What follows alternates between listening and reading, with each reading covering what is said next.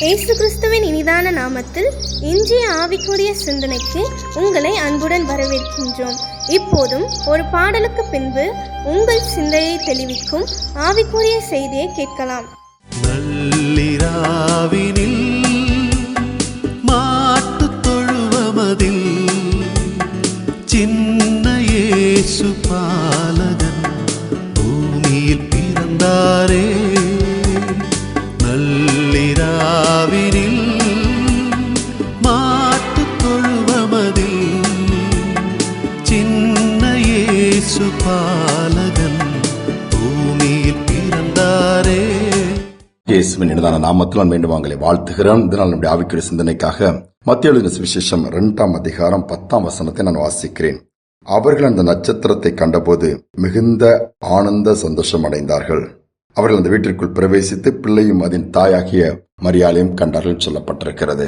அவர்கள் இந்த நட்சத்திரத்தை பார்க்கும் பொழுது இந்த ஞானிகளுக்கு அவ்வளவு சந்தோஷம். அப்ப அந்த நட்சத்திரம் அவர்களுக்கு சந்தோஷத்தை கொடுக்கிற ஒரு நட்சத்திரமாய் இந்த இடத்திலே காணப்படுகிறது. இன்னைக்கு பார்க்கும் பொழுது நம்முடைய வாழ்க்கை பார்ப்போம், நாம் மற்றவர்களுக்கு சந்தோஷத்தை கொடுக்கிறோமா இல்ல சங்கடத்தை கொடுக்கிறோமா?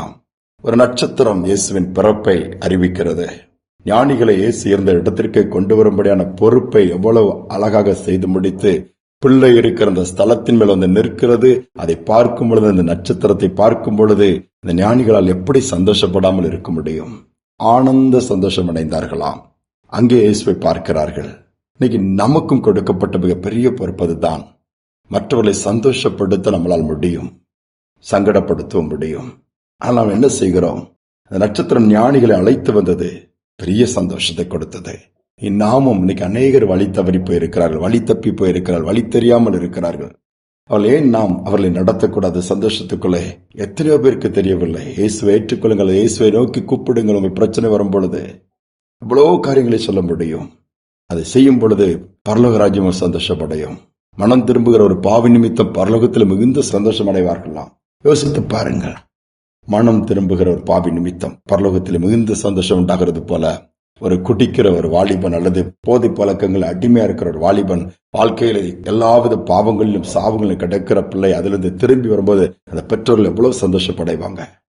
ஒரு அருமையான தாய் சொன்ன காரியம் அதுதான். அந்த மகன் குடிச்சிட்டு வீட்டுக்கு வந்த பொருட்கள் எல்லாம் உடைப்பானாம், தூக்கி எறிவானாம். சம்பாத்தியம் பண்ணுற ஒரு சம்பாத்தியம் கையில் கொடுக்கறதில்லை. பெற்றோர்கள் இருக்கிற பணத்தை தான் எடுத்து போந்த பெற்றோர்களுக்கே துக்கம். இதனால வீட்டில் எந்த ஒரு காரியங்களும் இதனாலே அவளால் சந்தோஷமாவே இருக்க முடியவில்லை. ஒரு நாள் அவனுக்கு குறிப்பிட்ட ஒரு இடத்துல நடத்துகிற ஒரு கூட்டம் நடக்கிற இடத்திற்கு போயிருக்கிறான். சரி, என்னதான் பண்றாங்கன்னு அங்கே போய் பார்க்கும்படி உட்கார்ந்து இருக்கிறான். போதைப் பொருளுக்கு அடிமையான அந்த வாலிபன் அங்க ஆண்டோடைய வல்லமை வெளிப்பட்டு இருக்குது. வெளிப்பட்ட உடனே அவனுக்குள்ள ஒரு சம்திங், ஒரு வித்தியாசத்தை ஃபீல் பண்ணிருக்கிறான். ஒரு உணர்வு ஏற்பட்டு இருக்குது. இப்ப நான் எப்படி இருக்கிறேன்? என்னால் பெற்றோருக்கு சங்கடத்தை அல்லவா கொடுத்துட்டு இருக்கிறேன், பாரமாக இருக்கிறேன். தன்னை உணர்கிறான், கிரியைகளை பார்க்கிறான்.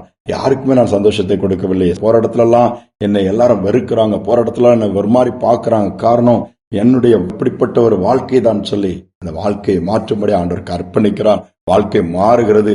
அதற்கு பின்பு அந்த தாய் சொல்கிறாங்க, இப்போ எங்குமே வெளியே வீணா சுத்துறது கிடையாது.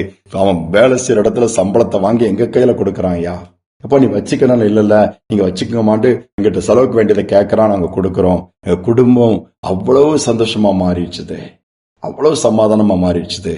அவனும் போற இடத்துல எல்லாம் இன்னைக்கு நல்ல பேரை வாங்கிட்டு இருக்கிறான். ஒரு திருப்பி எல்லாரும் அவனை பற்றி எங்கிட்ட சொல்லும்போது எங்க உள்ளங்கள்லாம் உடையும், சங்கடமா இருக்கும்.